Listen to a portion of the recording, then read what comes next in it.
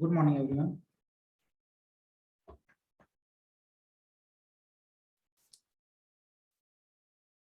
आवाज क्लियर आ रही है? यस।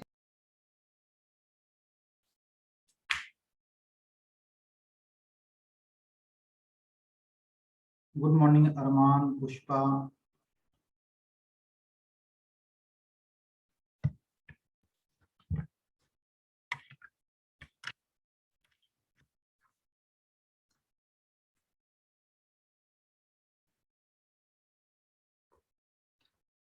सौरभ, रोहित, कैसे हो बच्चे?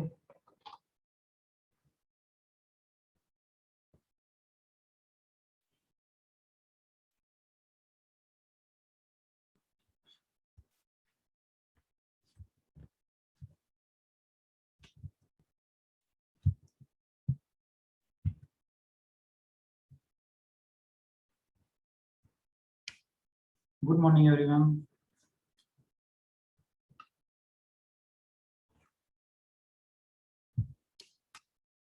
कैसे हो बच्चे?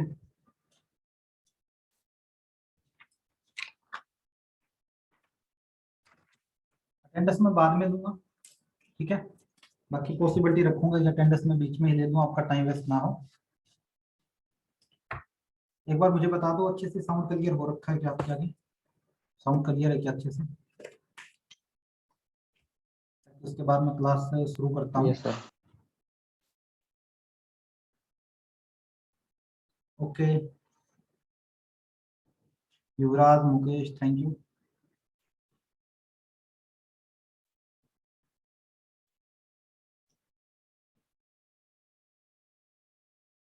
Pushpa, thank you.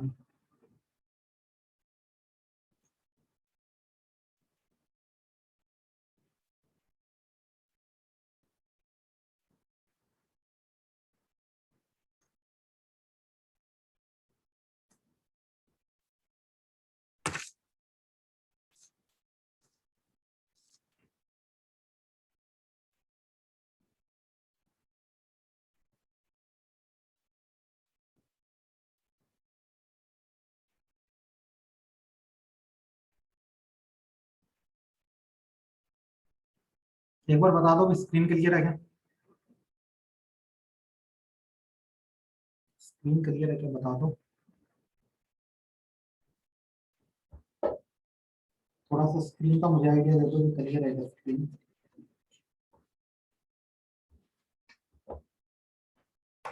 Sanju, Yuvraj, Pushpa, thank you. चलिए शुरू करते हैं। आज हम बात करने वाले हैं चैप्टर नंबर 3 की, ठीक है। चैप्टर नंबर 3 करेंगे आप शुरू। वो चैप्टर फिनिश हो चुका है, उसमें मैंने एक न्यूमेरिकल दिया है।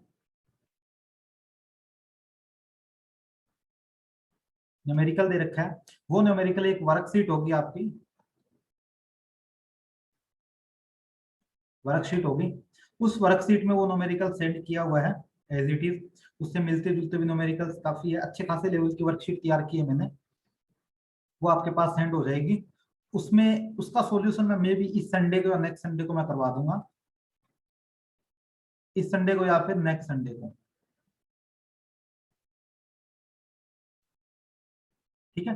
संडे टू संडे उनका न्यूमेरिकल का सॉल्यूशन करवा देंगे।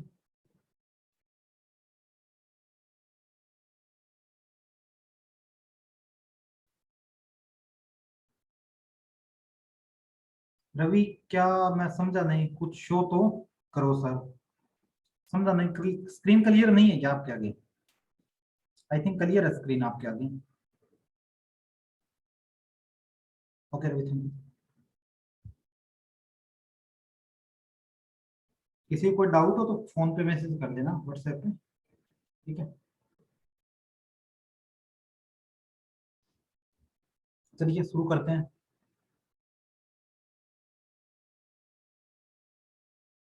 टॉपिक अपना 3 चैप्टर का फर्स्ट टॉपिक है एरिया वेक्टर। आपने एरिया सुना है, एरिया के बारे में आपने अच्छे खासा सुना है, ठीक है। भी किसी चीज का एरिया होता क्या है? एरिया क्या होता है? साइड इंटू साइड, यही हमने एरिया किया है आज तक। क्या हमें पता है कि एरिया क्या एक वेक्टर क्वांटिटी है?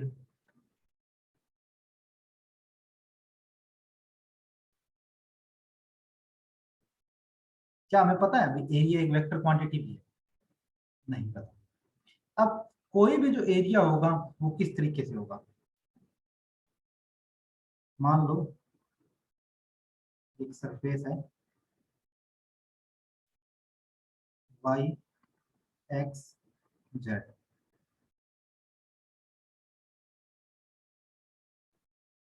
ए बी सी डी, ये ए इसकी साइड है, ए ये साइड है, क्लियर है?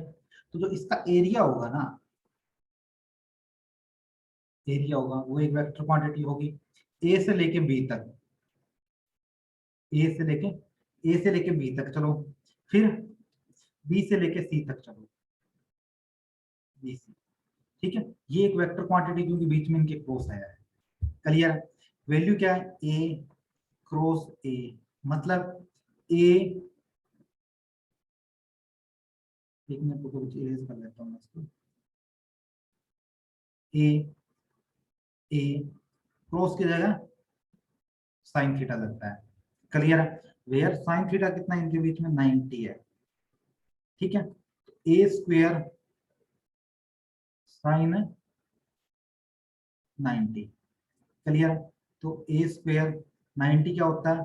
1 होता है, 1 आएगा तो इसके साथ एक यूनिट वेक्टर आएगा, देन क्या आया? ए स्क्वेयर है an unit vector, where an unit vector क्या होगा? परपेंडिकुलर ऑन द सरफेस होगा, this is an unit vector, clear है? एरिया हमारा होगा इस तरीके से, किसी चीज का एरिया वेक्टर निकालना होगा, हमारा एरिया वेक्टर निकलेगा ये, जल्दी से स्क्रीनशॉट ले लो इसका,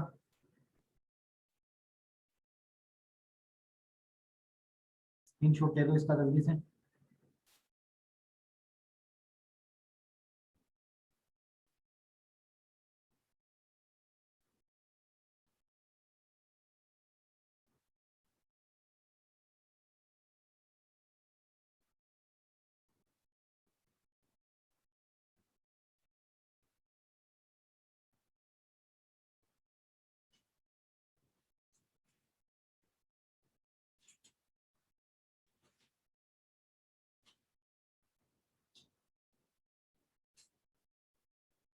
कोई डाउट यहाँ तक?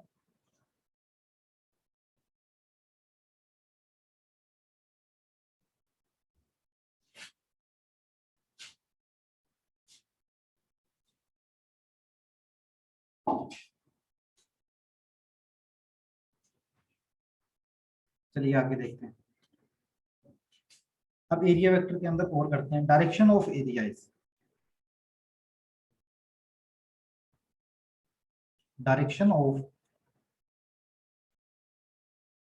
Area is perpendicular to plane surface, perpendicular to plane surface, मतलब क्या है कि जो मैंने ये जो लिया मैंने एरिया वेक्टर यहाँ पर, जो मैंने यहाँ पर जो ये एरिया वेक्टर लिया है, ये क्या परपेंडिकुलर ऑन द सरफेस होता है, परपेंडिकुलर ऑन द सरफेस होगा ये, ठीक है? परपेंडिकुलर ऑन द सरफेस चलेगा, क्लियर है? या इसकी डेफिनेशन बुक में थोड़ी और मिली हुई होती है, the vector associated with every area elements of cloth surface is taken to be in the direction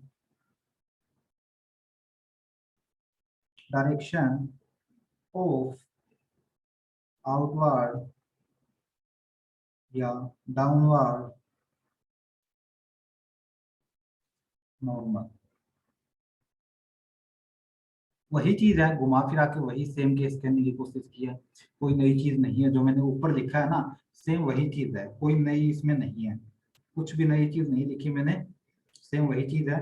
लेकिन एरिया वेक्टर को इस तरीके से डिफाइन कर सकते हैं। क्लियर है?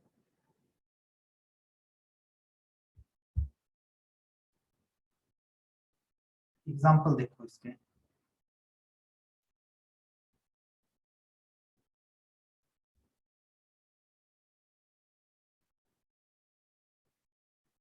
एग्जाम्पल देखो।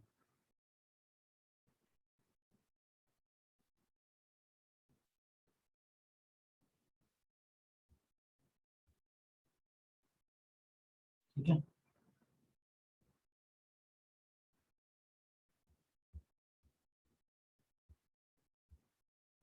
देखो एग्जाम्पल बच्चे इसको, एरिया वेक्टर के कुछ एग्जाम्पल। जैसे एक सरफेस दिया मैंने,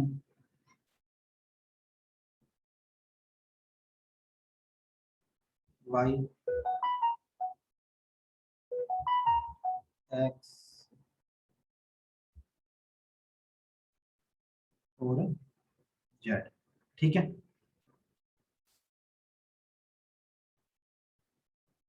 मुझे निकालना है जेड और एक्स के केस में। ये बी है, ये एल है। ठीक है, तो एरिया क्या आएगा? एरिया आएगा हमारा एल बी जे के, जे के। कैसे? एक्स इसका, इसका क्या होता है? आई कैप होता है, आपको पता है वेक्टर के अंदर ये चीजें की है। तो इसका क्या होता है? आई कैप होता है। इसका क्या होता है? जे कैप होता है। तो इसका क्या होता है? के कैप होता है। अब इन दोनों में से जो वेक्टर नहीं आया है, जेड आ चुका है और एक्स आ चुका है, इसका मतलब जे कैप हमारा नहीं आया। तो क्या होगा? जो एन वेक्टर होगा वो हमारा जे केप होगा, जो ऊपर की ओर हो सकता है या फिर वो नीचे की ओर भी हो सकता है, कोई जरूरी नहीं है। 2D जब होगी, 2D में ऊपर भी हो सकता है और वो नीचे भी हो सकता है। 3D में हमें डिफाइन करना होता है कहाँ होगा। क्लियर है? दूसरा एग्जांपल इसका और देखें अपन। एग्जांपल दूसरा लिखूं मैं, तो क्या आएगा? जैसे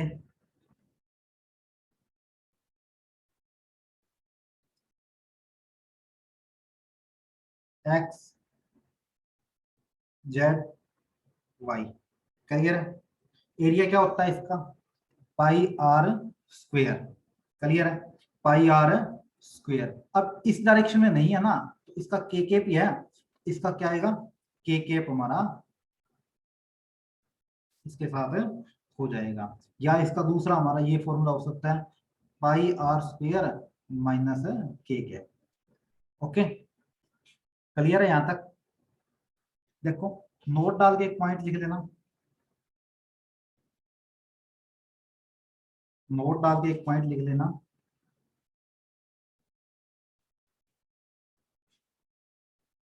area vector is 2D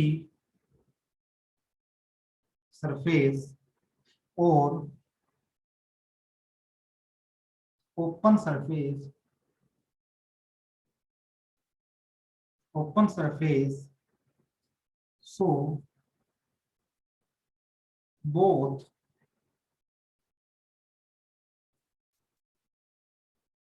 direction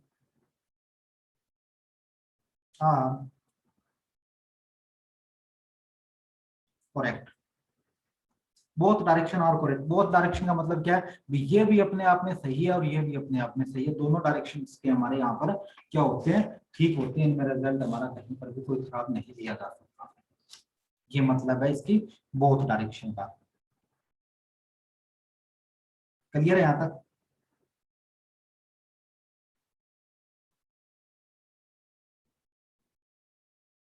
देखो, 3D सरफेस की बात करूंगा, 3D सरफेस की बात करूंगा मैं। उस केस में क्या होगा? ठीक है, 3D सरफेस में क्या होगा?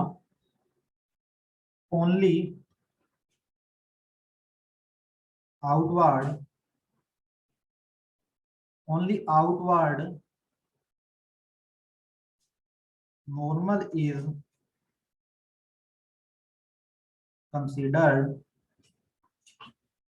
कंसीडर्ड ए वेक्टर, मतलब जो भी हमारा होगा वो नॉर्मल होगा। किस तरीके से होगा?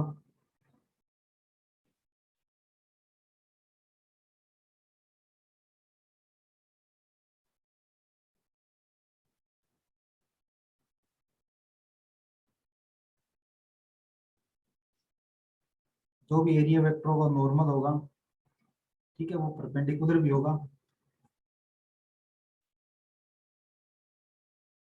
जिस डायरेक्शन के अकॉर्डिंग हम निकालना चाहते हैं उसी डायरेक्शन में होगा, कोई जरूरी नहीं है कि दोनों डायरेक्शन में हो या सभी डायरेक्शन में हो। जितनी भी सरफेस होगी उन सभी सरफेस पे ये क्या होगा, एज पर परपेंडिकुलर होगा। ये होगा 3D सरफेस के केस में। स्क्रीनशॉट ले लो इसका जल्दी से, किसी का कोई डाउट है तो बता दो, ठीक है। और ये पर्सनल मैसेज करना बंद करो बीच में, जो भी मैसेज आएगा वो डायरेक्ट आएगा।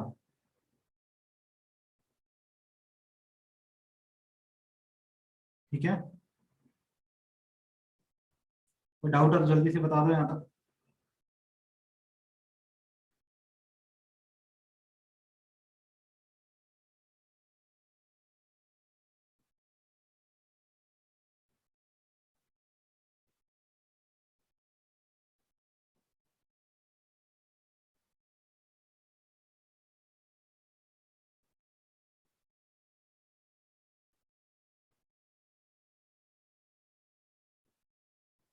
सभी तक आवाज और स्क्रीन क्लियर आ रही है क्या?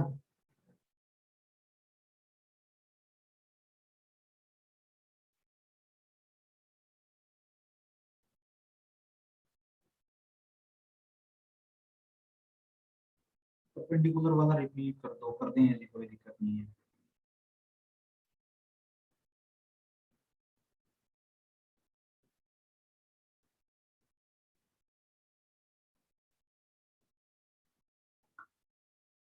और फरमाओ।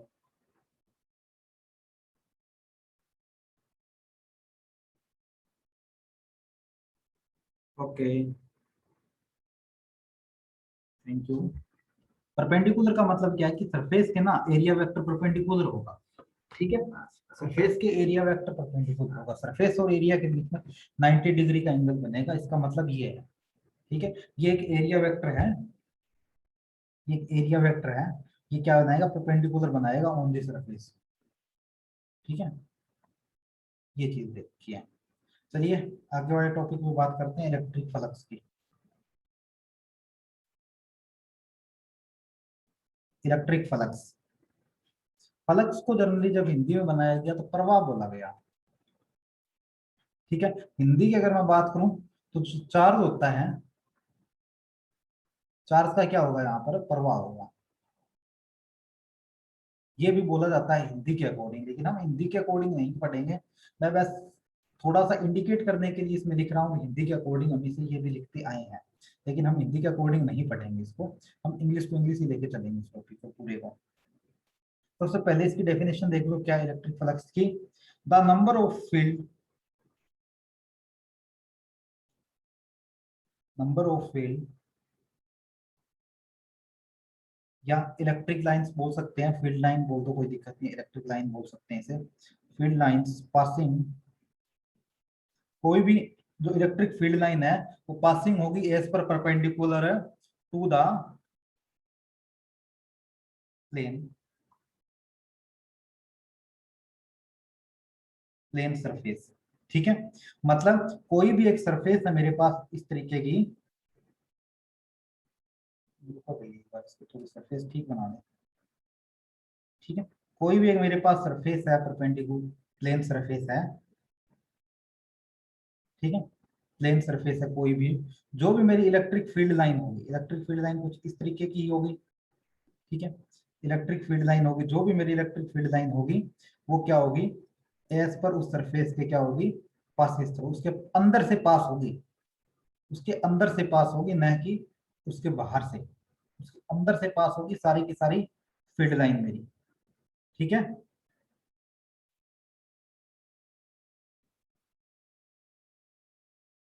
इसके अंदर से पास हुई है, जैसे एग्जांपल दो, मैं एक बार कैमरा ऑन कर रहा हूँ आपको आगे।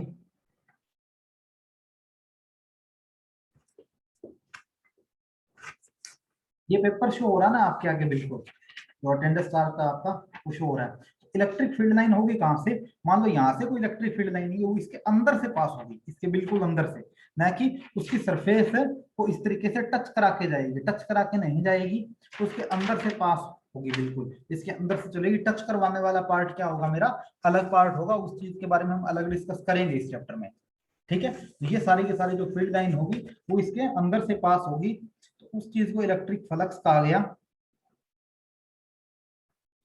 ठीक है।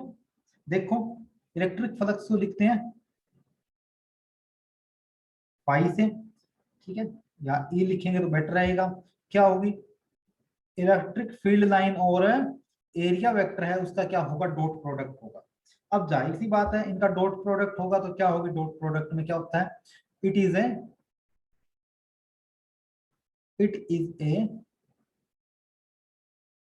Scalar quantity.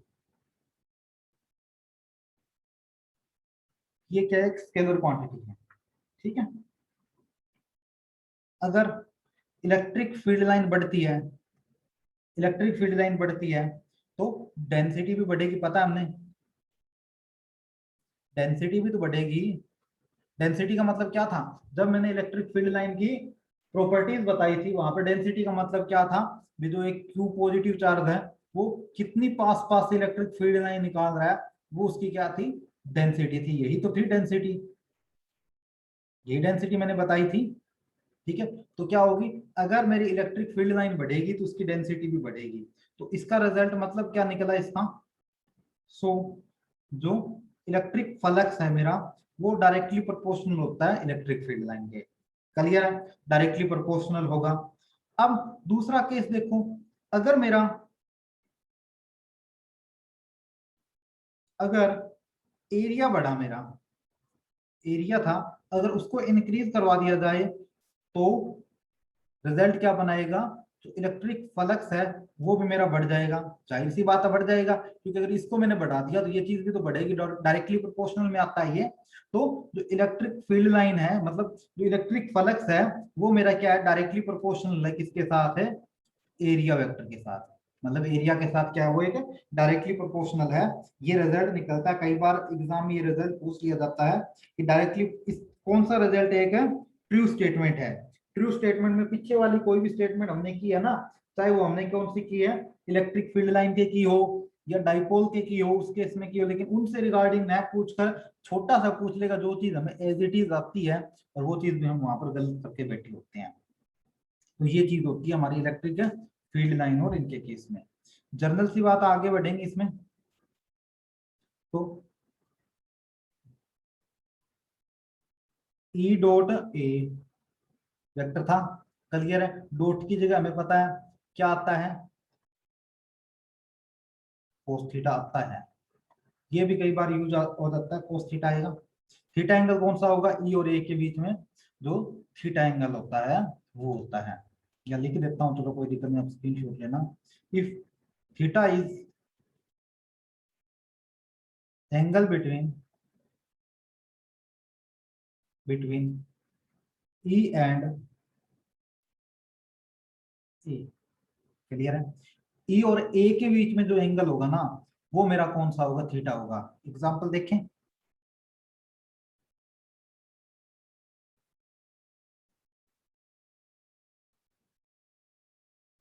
एक सरफेस है,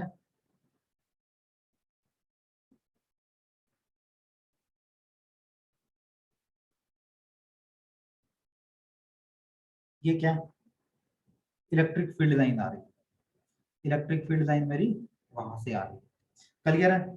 इलेक्ट्रिक फील्ड लाइन आ रही है, मैंने बताया था एरिया वेक्टर होता है वो क्या होता है, सरफेस के परपेंडिकुलर होता है, एरिया वेक्टर तो सरफेस के परपेंडिकुलर होता है, एरिया वेक्टर तो यही है, क्लियर है। अब एरिया वेक्टर यही है तो साइन थीटा इसके परपेंडिकुलर होता है, ये साइन थीटा आएगा,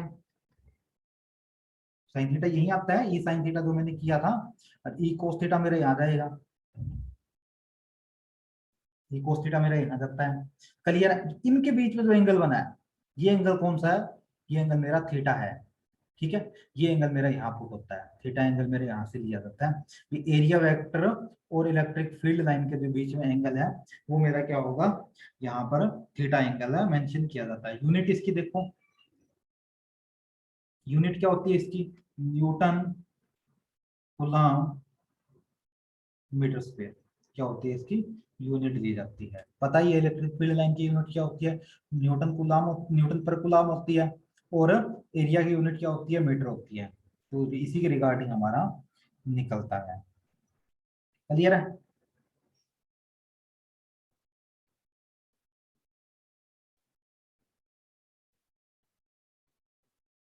एग्जाम्पल लिखो।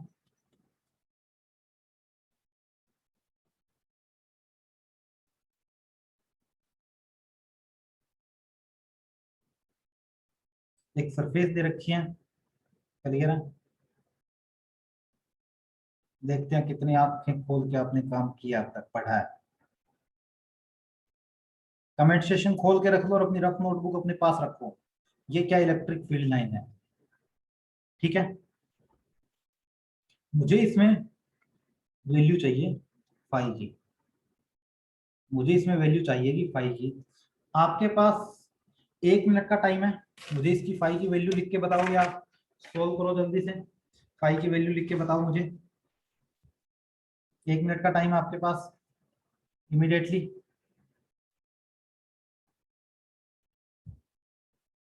वैल्यू लिख के सेंड करो।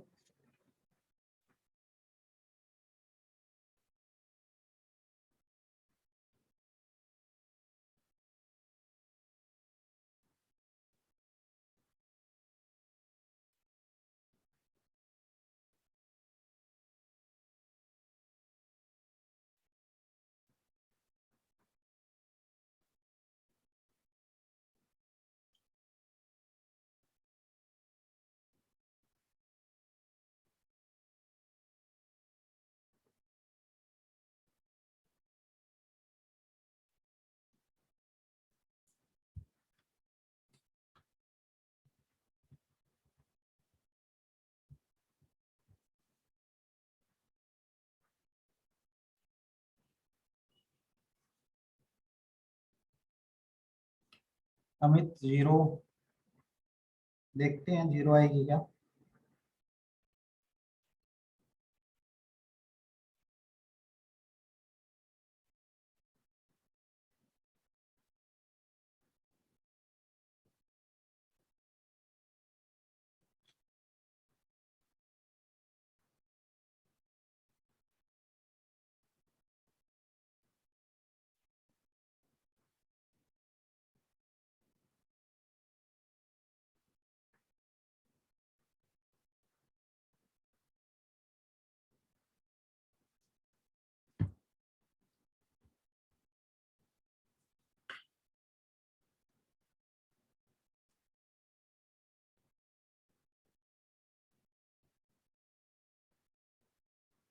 जल्दी से बताओ, इसकी वैल्यू लिख के दो, कमेंट करो जल्दी से इसका। एक बच्चे का कमेंट आया, उसका भी अब तक मैं कोई श्योर नहीं हूँ।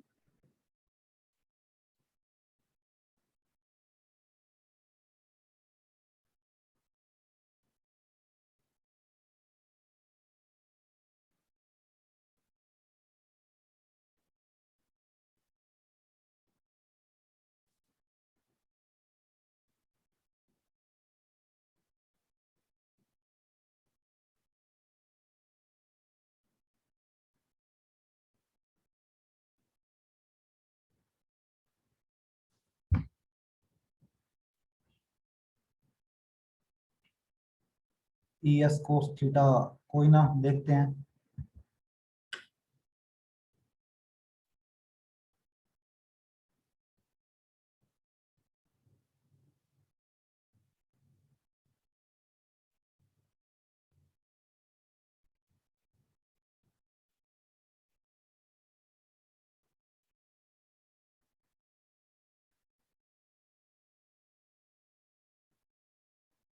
बाकी भी कहाँ गए, जल्दी से कमेंट करो। हम्म,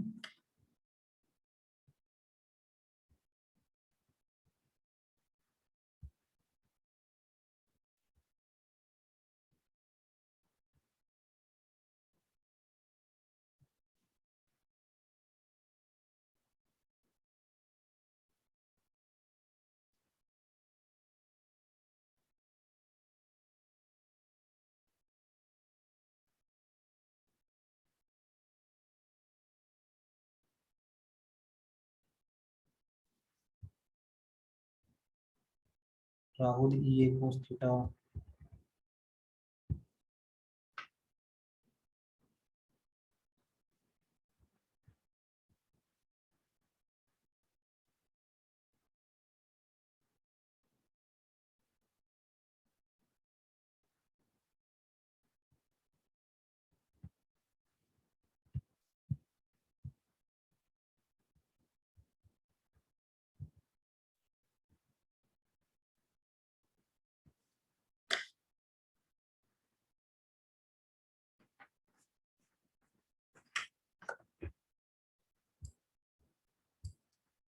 चलिए करते हैं, नहीं किया कुछ भी।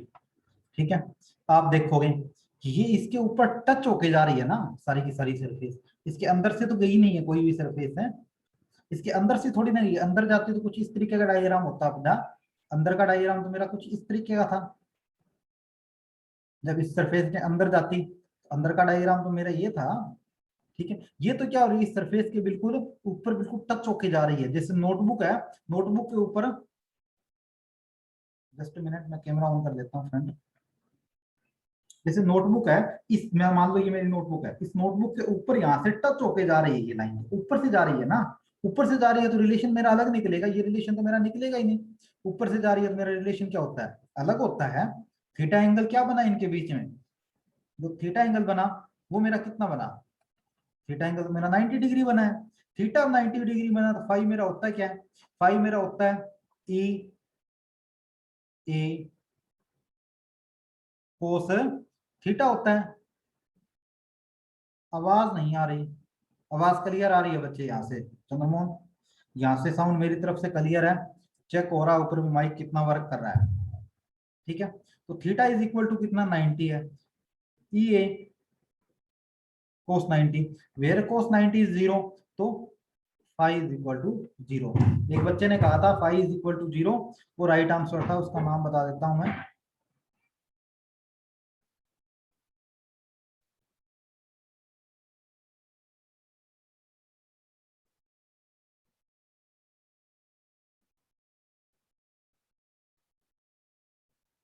क्लियर है यहाँ तक,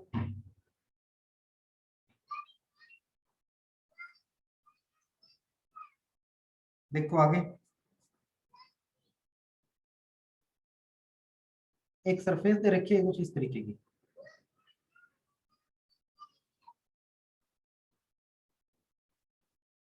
जस्ट मैंने कुछ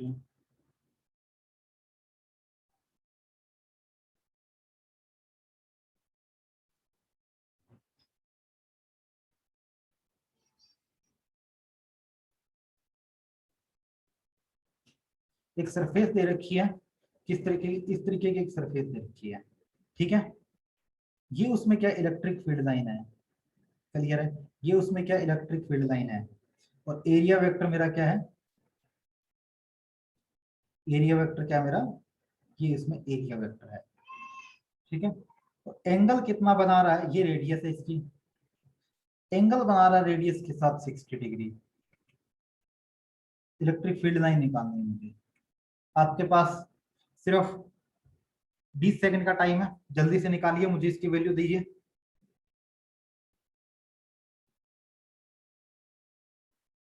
जल्दी से मुझे इसकी वैल्यू दीजिए।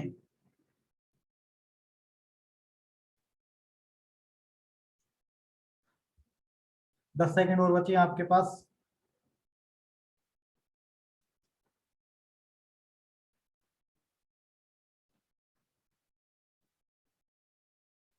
जल्दी से मुझे इसकी वैल्यू दीजिए आप, only 10 minutes left, 10 second left.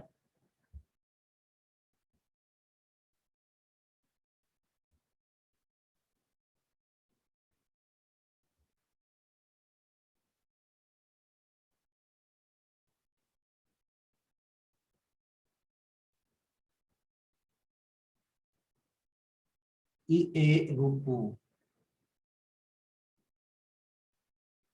E A root two देखते हैं।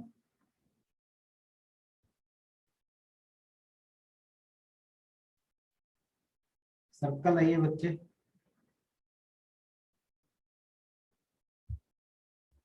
कितना टाइम दोगे, 2 मिनट हो चुकी है आपको दिए हुए।